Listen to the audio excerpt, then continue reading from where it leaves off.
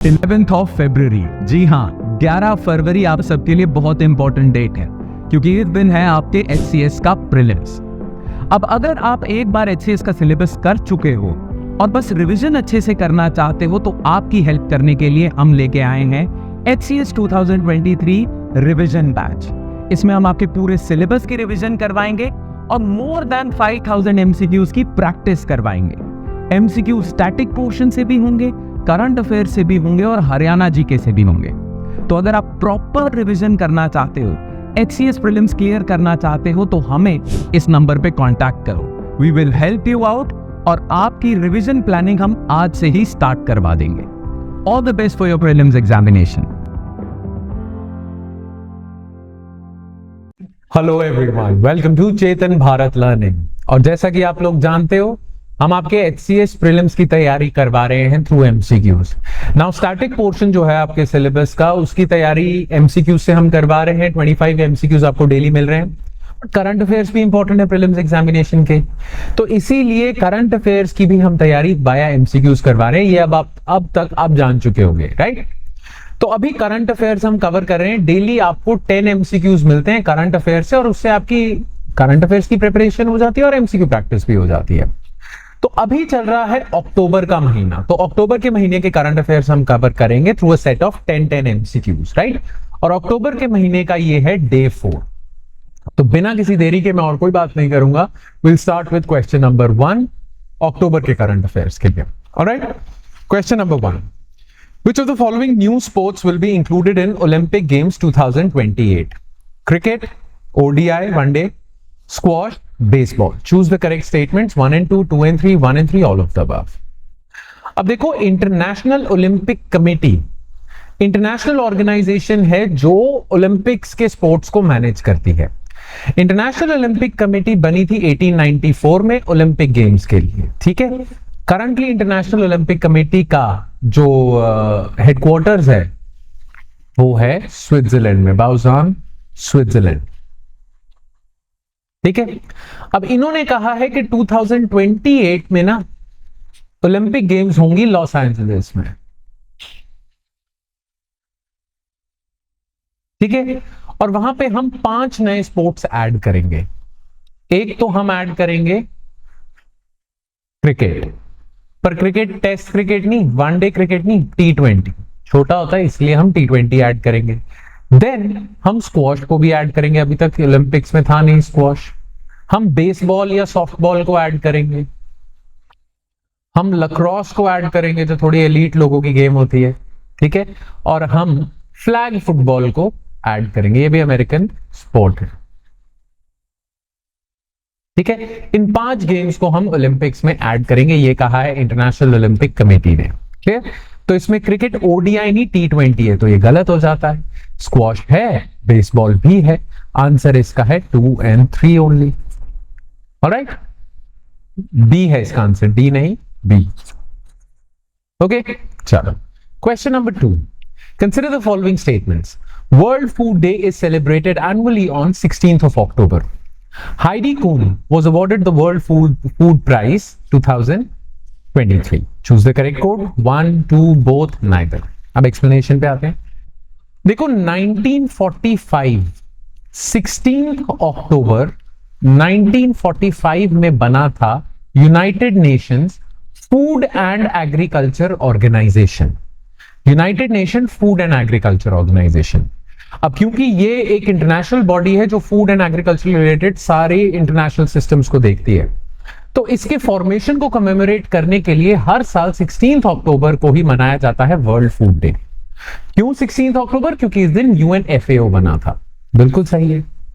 अच्छा, एक फाउंडेशन भी है जिसका नाम है वर्ल्ड फूड प्राइज फाउंडेशन। तो ये हर साल ना वर्ल्ड फूड प्राइज देती है उन लोगों को जिन्होंने फूड सिक्योरिटी के लिए, फार्मर्स की सिक्योरिटी के लिए, एग्रीकल्चरल सिक्योरिटी के लिए कुछ किया है, ठीक है? तो 2023 का वर्ल्ड फूड प्राइज अवार्ड हुआ है हाइडी कुन को, क्योंकि उन्होंने ऐसे सस्टेनेबल सिस्टम्स बनाए थे जिनसे फार्मर्स को रिन्यूमरेटिव इनकम मिले और फूड सिक्योरिटी पे इंश्योर हो, तो इसीलिए उनको मिला था। हाँ, इस बार का जो वर्ल्ड फूड डे है 16th अक्टूबर को, उसका थीम भी था उसका थीम क्या था ये याद रखना, पूछ लेते हैं सवाल। वाटर, वाटर पे फोकस था। Water is life, water is food, leave no one behind.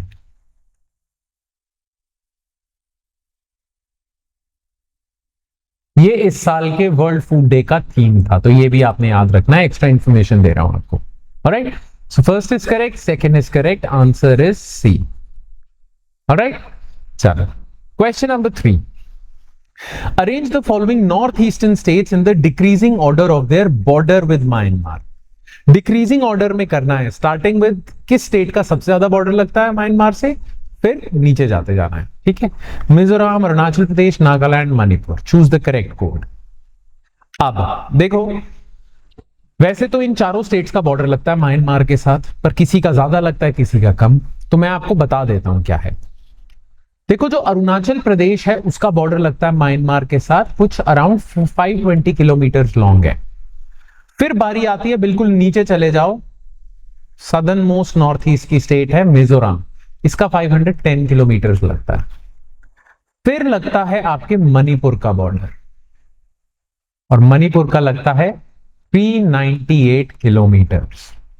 और फिर बॉर्डर लगता है नागालैंड का, सबसे कम नागालैंड का बॉर्डर लगता है, ठीक है, इसका लगता है 215 किलोमीटर का।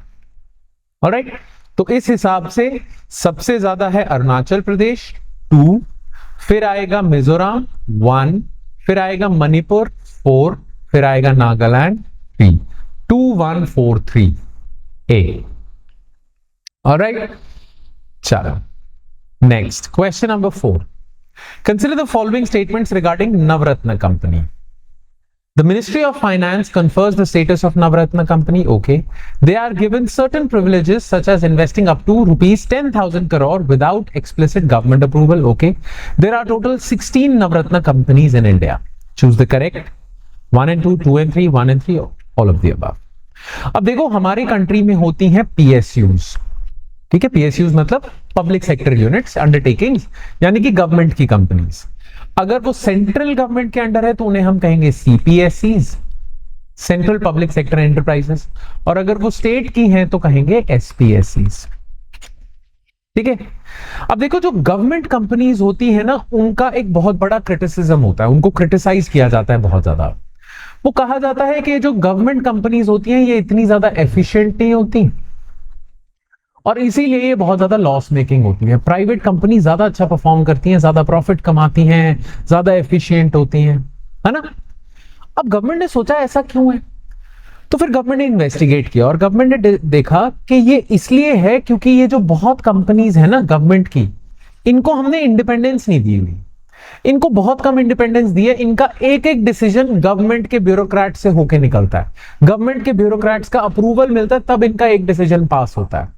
प्राइवेट कंपनीज में तो यूं डिसीजन लिए जाते हैं, यहां पे गवर्नमेंट अप्रूवल चाहिए हर डिसीजन के लिए। तो गवर्नमेंट ने देखा कि यार कुछ लॉस मेकिंग कंपनीज हैं, उन्हें तो आप चलो लॉस मेकिंग रहने दो, कोई बात नहीं, पर जिन कंपनीज में पोटेंशियल है अच्छा, है ना, उनको ना थोड़ी थोड़ी हम इंडिपेंडेंस देनी शुरू कर देते हैं। अब जो गवर्नमेंट की छोटी कंपनीज हैं जिनमें पोटेंशियल है, उन्हें कहते हैं मिनी रत्ना कंपनीज, ठीक है। मिनी रत्ना कंपनी अगर आपकी गवर्नमेंट की कंपनी बन गई तो उसको थोड़ी इंडिपेंडेंस मिल जाएगी। अगर गवर्नमेंट की थोड़ी और बड़ी कंपनी बहुत अच्छा परफॉर्म कर रही है तो उसको मिल जाएगा नवरत्न स्टेटस, इसको और ज्यादा फ्रीडम मिलेगी डिसीजंस लेने की। और फिर कोई बहुत बड़ी बड़ी कंपनीज है जैसे ONGC वगैरह, उनको मिलता है महारत्ना स्टेटस, इनको और ज्यादा इंडिपेंडेंस मिलती है क्योंकि ये बहुत बड़ी कंपनीज हैं और ज्यादा इनको ओपननेस मिलती है, ठीक है। अब गवर्नमेंट बताएगी कौन सी PSU कौन सी CPSE, याद रखना स्टेट की नहीं, central public sector enterprises, mini Ratna है, नवरत्ना है, महारत्ना है। तो अभी रिसेंटली बहुत सारी कंपनीज को नवरत्न स्टेटस में डाला गया, यानी कि उन्हें और इंडिपेंडेंस मिल गई क्योंकि वो उनमें पोटेंशियल दिख रहा है अच्छा परफॉर्म करने का। अच्छा, ये जो स्टेटस देता है ये देता है मिनिस्ट्री ऑफ फाइनेंस, ठीक है। अगर आप नवरत्न कंपनी बन जाते हो, अगर कोई कंपनी बन जाती है गवर्नमेंट की, तो अप टू 1000 करोड़ उसके पास फ्रीडम है 1000 करोड़ तक का कोई भी डिसीजन लेने की, कि कहीं इन्वेस्टमेंट करनी है, कुछ करना है। नॉट 10,000, 1000, ठीक है, तो मिनिस्ट्री ऑफ फाइनेंस स्टेटस देती है, बिल्कुल सही। इनको प्रिविलेजेस मिलते हैं अप टू 10,000, नहीं 1,000 करोड़ तक के ही, तो इसीलिए ये स्टेटमेंट गलत है। अच्छा, इंडिया में टोटल 16 नवरत्न कंपनीज है, ये भी बिल्कुल सही है। क्लियर, तो इस हिसाब से आंसर आपका बैठता है सी। ऑलराइट, चलो question number 5। Which of the following personality received Dada Saheb Phalke award in 2021? Well, वो वहीदा रहमान जी को मिला था। इस क्वेश्चन में कुछ एक्सप्लेन करने वाला नहीं है, रटने वाला क्वेश्चन है, बस इसे याद रखना। ठीक है, चलो question number 6। Consider the following statements. Bathukama festival is celebrated annually in Telangana state. Okay, it is a 9-day long festival. Choose the correct statement. 1, 2, both, neither. अब देखो, हर साल तेलंगाना में एक फेस्टिवल होता है जिसमें दुर्गा माता की या गौरी माता की, पार्वती माता की पूजा की जाती है। ठीक है, अब ये जो फेस्टिवल है ये 9 डे का होता है। इसमें जो फीमेल्स होती है ना, वो क्ले से दुर्गा माता की या पार्वती माता, गौरी माता की मूर्ति बनाती हैं। ठीक है, उस मूर्ति को कहते हैं हम बोड्डे अम्मा। ठीक है, फिर उसको ना फ्लावर से, बहुत डिफरेंट टाइप के कलरफुल फ्लावर्स वगैरह से डेकोरेट करते हैं। ठीक है, उन फ्लावर्स को हम कहते हैं बाथुकामा। तो ये फ्लावर फेस्टिवल होता है एक तरह का। उन फ्लावर्स को हम बाथुकामा कहते हैं जिससे डेकोरेट किया जाता है बोडे अम्मा को या दुर्गा माता की मूर्ति को, और फिर उसे पानी में बहा दिया जाता है। ठीक है, 9 दिन का ये फेस्टिवल होता तेलंगाना में है। तो ये दोनों स्टेटमेंट सही है। बस आपको एक्स्ट्रा मैंने बता दी, जो मूर्ति होगी क्ले की वो बोडे अम्मा, और जो फ्लावर्स होंगे वो बाथुकामा, और फेस्टिवल का नाम भी बाथुकामा है, flower festival. Clear, answer is C. Alright, चलो question number 7। Consider the following statements about Rafah border. The Rafah crossing is the southernmost exit point from Gaza Strip and it shares a border with Egypt's Sinai Peninsula. Okay, the border is controlled by Israel. Choose the correct statement. Only one, only two, both, neither. अब देखो, अगर ये Gaza है, ऐसे ये Gaza strip है, Gaza पट्टी है ये, तो इसके इस साइड पे, इसके वेस्ट पे है मेडिटेरेनियन सी।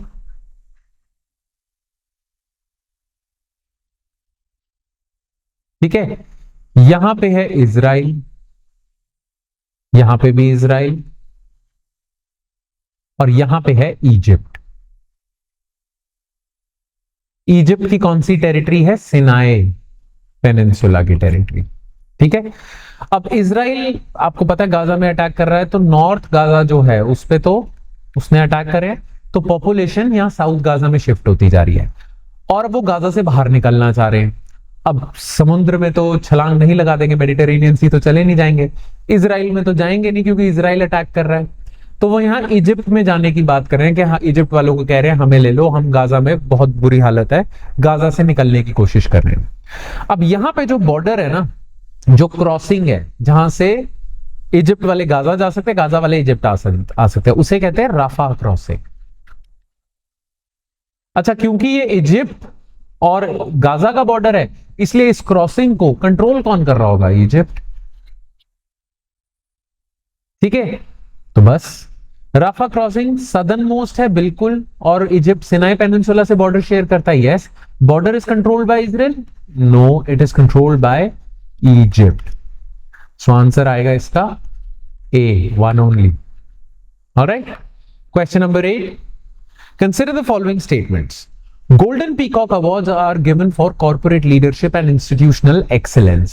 Okay, REC Limited, महारत्ना, मैंने अभी बताया ना, नवरत्ना, मिनी रत्ना, महारत्ना, ये महारत्ना स्टेटस की है central public sector enterprise. Maharatna मतलब टॉप, इसको सबसे ज्यादा फ्रीडम है और ये बहुत बड़ी कंपनी है। तो REC limited, Maharatna CPSE central public sector enterprise, ये सेंट्रल गवर्नमेंट की कंपनी है, under ministry of power, has received the Golden Peacock Award 2023 in energy efficiency category. Choose the correct code. One only, two only, both, neither. All right. Now देखो, हमारे country में ना एक organisation है called institution of directors. ठीक है, इन्होंने ना अवार्ड देने शुरू करे थे 1991 से। इंस्टीट्यूट ऑफ डायरेक्टर्स, जो कंपनीज के डायरेक्टर्स होते हैं, 1991 में, और उन अवार्ड्स का नाम रखा था गोल्डन पीकॉक अवार्ड्स। ये कंपनीज में, प्राइवेट कंपनीज में, गवर्नमेंट कंपनीज में जो डायरेक्टर्स हैं जो एफिशिएंटली काम कर रहे हैं उनको अवार्ड करने के लिए। तो कंपनीज की एक्सीलेंस को रिवॉर्ड करने के लिए गोल्डन पीकॉक अवार्ड्स 1991 में स्टार्ट किए गए थे बाय इंस्टीट्यूट ऑफ डायरेक्टर्स। ठीक है, अब देखो इस साल जो अवार्ड मिला है 2023 में, वो मिला है रूरल इलेक्ट्रिफिकेशन कॉर्पोरेशन REC को। ये महारत्ना कंपनी है, इसके पास सबसे ज्यादा फ्रीडम है। अच्छा याद रखना, रूरल इलेक्ट्रिफिकेशन कॉर्पोरेशन जो कंपनी है ये बिजली नहीं बनाती या बिजली की तारें नहीं लगाती, ना ट्रांसमिशन ना जनरेशन में काम करती है। ये एक फाइनेंस कंपनी है, नॉन बैंकिंग फाइनेंस कंपनी है ये। REC का बेसिकली काम पता क्या है? It has nothing to do with electricity. इसका काम है कि जो कंपनीज इलेक्ट्रिसिटी में काम कर रही है उन्हें ये लोन्स देते हैं, फाइनेंस देते हैं। तो बेसिकली ये फाइनेंस कंपनी है। ये ना बिजली प्रोड्यूस करते हैं, ना ये बिजली के खंभे लगाते हैं। तो रूरल इलेक्ट्रिफिकेशन कॉर्पोरेशन वो NBFC है, नॉन बैंकिंग फाइनेंस कंपनी, जो लोन्स और फाइनेंस देते हैं इलेक्ट्रिकल कंपनीज को, इलेक्ट्रिसिटी वाली कंपनीज को। ठीक है, अब क्योंकि इनका लेना देना इलेक्ट्रिसिटी से नहीं है, इलेक्ट्रिसिटी को फाइनेंस करने से है, तो इसलिए इनको जो अवार्ड मिला है वो एनर्जी एफिशिएंसी के लिए तो नहीं मिला होगा। इनको अवार्ड मिला है रिस्क मैनेजमेंट कैटेगरी में, कि ये अपना रिस्क बहुत अच्छे से मैनेज करते हैं। तो रिस्क मैनेजमेंट कैटेगरी में इन्हें गोल्डन पीकॉक अवार्ड मिला है REC को।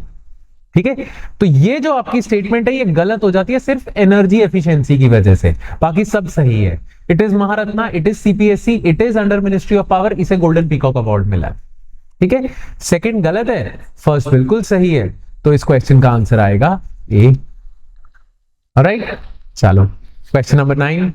Consider the following statements about Vizhinjam International Seaport Project. It is situated in Tamil Nadu. It is India's first deep water transshipment port. The port is currently being developed with a public-private partnership mode. Choose the correct code 1 and 2, 2 and 3, 1 and 3, all of the above. अब देखो transshipment ports क्या होते हैं। देखो कुछ ना बहुत बड़ी बड़ी शिप्स होती हैं, बहुत ही बड़ी शिप्स जिसमें आप बहुत ज्यादा सामान लाद के एक्सपोर्ट कर सकते हो। पर वो बड़ी शिप्स ना उन्हीं जगहों पे उतरेंगी जो पोर्ट्स बड़े बड़े हैं, जो इतनी बड़ी शिप को हैंडल कर सकते हैं। ठीक है, अभी तक इंडिया के पास ऐसा पोर्ट नहीं था जो इतने बड़े कार्गो शिप को हैंडल कर सके। तो पता क्या होता है, जिन जिन कंट्री से ये बड़ी शिप्स चली हैं, जिन पे इंडिया में एक्सपोर्ट करने के लिए बहुत ज्यादा सामान है, मान लो USA से सामान चला है इंडिया के लिए और वो बहुत बड़ी शिप में है। अब इंडिया के पास ऐसा पोर्ट नहीं है जो उतनी बड़ी शिप को हैंडल कर सके।